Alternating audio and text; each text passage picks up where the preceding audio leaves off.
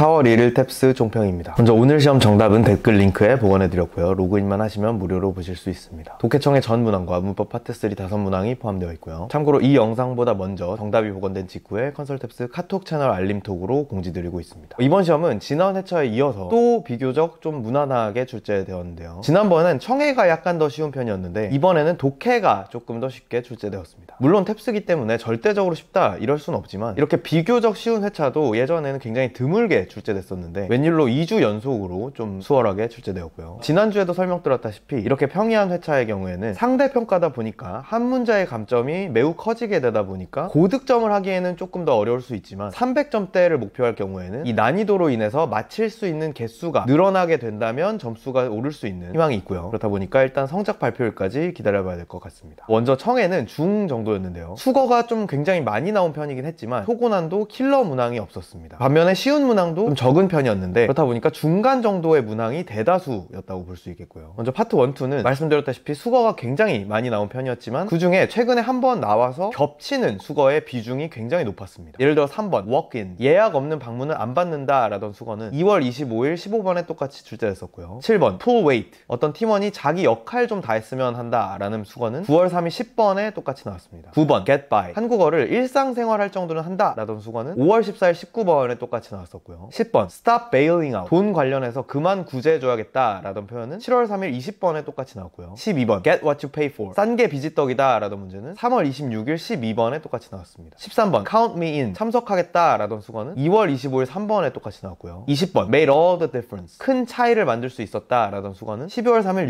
6번에 똑같이 나왔습니다. 원래도 탭스는 최근 들어서 점점 나왔던 수거가 자주 또 나온다고 계속 짚어드리고 있지만 이렇게 한 회차에 많이 똑같이 겹치는 건 좀 드문 일이라고 볼 수 있겠고요. 다음 파트 3에는 이번에도 대화문스럽지 않은 복잡한 내용들이 꽤 많이 나왔는데 특히나 미세한 낚시가 좀 더 많았다 보니까 오늘은 가장 까다로운 파트가 아니었나 싶습니다. 예를 들어 29번 집이 좁아져서 일부 최애 책들 빼고는 전부 디지털로 전환할 거다 라는 내용이 나왔는데 여기에 오답으로 transition entirely to digital, 책들을 전부 디지털로 전환한다 라는 오답이 나왔습니다. 얼핏 들으면 지문 내용의 어떤 흐름과 같은 방향이니까 맞는 말처럼 들리지만 전부가 아니라 일부 favorite 책들은 제외하고 전환한다는 내용이었기 때문에 오답이었고요. 다음 파트 4, 5는 지문이 막 엄청 쉬운 편은 아니었지만 낚시 선택지가 비교적 적게 나와서 오히려 파트 3보다는 상대적으로 더 수월하게 느끼셨을 수도 있을 것 같고요. 다음 어휘 문법은 둘 다 중하 정도로 특이사항은 딱히 없었습니다. 다음 독해가 오히려 중하, 청해보다도 약간 더 수월한 편이었는데요. 물론 탭스이기 때문에 매우 쉬웠다 이 정도가 될 수는 없겠지만 일단 청해와 마찬가지로 킬러 문항이 없었고 쉬운 문항과 중간 정도 문항이 비슷하게 섞여 있는 양상이었습니다. 논란이 있을 법한 문항들 몇 가지를 좀 짚어드리면 우선 연결어 문제였죠. 9번 허스키 두 종 중에 A는 주로 야생에 살고 S는 집에서 키운다. 그 다음에 빈칸이 나오고 그래서 S는 완전히 반려견으로 자리 잡았다 이런 내용이 나왔죠. 여기서 in fact, 실제로가 정답이었는데요. 이 in fact를 사실은 이라는 직역된 한글 뜻으로만 외워놓으면 뭔가 반대되는 관계에만 어울려 보일 수 있는데 사실 이 in fact는 실제로라는 의미로 같은 논지에 근거를 더할 때에도 쓰입니다. 그렇기 때문에 연결어는 더더욱 이 한글 정의로만 외워놓는 건 좀 위험하겠고요. 그 다음 네 번째 긴지문에 어떤 후보가 정치 경력이 짧아서 인지도가 약하다 보니까 본인을 지지하는 유명인들을 모아서 화려한 지지자 라인업으로 승부 보려는 전략을 취하고 있다 이런 내용들이 나왔고요. 여기에 32번 메인 문제 rely on endorsement, 선거 전략을 지지 세력에 집중했다가 정답이었습니다. 근데 여기에 헷갈리는 오답으로 more famous, 더 유명한 경쟁자들과 경쟁 중이다 라는 선지도 나왔는데 우선 이거는 본인 인지도가 약하다고 했으니까 충분히 추론할 수 있는 맞는 말이긴 합니다. 그렇지만 이 32번은 인퍼 유형이 아니라 메인 유형이었죠. 그렇기 때문에 지문 전체를 아우를 수 있는 접점을 도출해야 되는데 지문에서 경쟁하고 있는 경쟁자들에 대한 얘기는 직접적으로 언급된 바가 없을 뿐더러 지문 전체의 접점은 더더욱 아니었죠. 그렇기 때문에 오답이었습니다. 빈칸 메인 유형같이 접점을 고르는 유형에서는 특히나 이런 언급된 디테일, 낚시를 주의하셔야 되겠고요. 그 외에도 문항별로 구체적인 해설은 이번에도 역시나 독해청의 전 문항 해설 강의에서 짚어드릴 예정입니다. 헷갈렸던 문제와 선택지, 조심해야 될 함정, 빈출 단어와 수거들을 정리해드릴 거고요. 이 상세 해설 강의를 100% 활용하시기 위해서 오늘 올려드린 정답 복원글과 비교해보시면서 내가 틀린 문제들의 경우에는 오답으로 이어진 사고 과정을 최대한 구체적으로 적어두시길 권장해드립니다. 그래야 까먹지 않고 있다가 해설 강의가 올라왔을 때 내 잘못된 사고 과정들을 전부 교정하실 수 있겠죠. 그 다음 일반적인 회차 기준 목표 점수별로 가장 고배점 문제부터 틀릴 수 있는 개수를 정리한 편인데요. 오늘은 독해가 좀 쉬운 편이었다 보니까 틀릴 수 있는 개수는 조금 더 줄어들 가능성이 있겠죠. 그 이유는 배점 원리 영상에서 설명드렸고요. 다음 일반적인 회차 기준 가장 고배점 문제부터 몇 개 정도 틀렸을 때 몇 점 정도 나오는지를 직접 계산해 보실 수 있는 배점 계산기 링크 또한 댓글에 달아드렸습니다. 오늘이 첫 탭스셨던 분들은 이 탭스 독학 가이드 A to Z 영상을 참고하셔서 전반적인 시험 유형부터 점수대별 공부법 그리고 무료 자료들의 링크들까지 모두 받아가시길 권장드리고요. 그 다음이 점수대별 공부법 영상을 따라서 내 목표 점수에 필요한 공부만 선별적으로 시간 낭비 없이 하시길 권장드립니다. 그리고 이 점수대별 공부를 맞춤형 자료로 좀 더 편하게 하고 싶으시다면 컨설탭스 점수대별 맞춤형 커리큘럼도 고려해 주시고요. 다음 시험에도 시험 전 출제 예측, 시험 직후 정답 확인, 총평 그리고 전문항 상세 해설까지 받아보고 싶으시다면 유튜브 구독 버튼을 눌러주시기 바랍니다. 그럼 오늘 시험으로 모두들 한 번에 목표 점수 달성하셨기를 바라겠습니다. 감사합니다.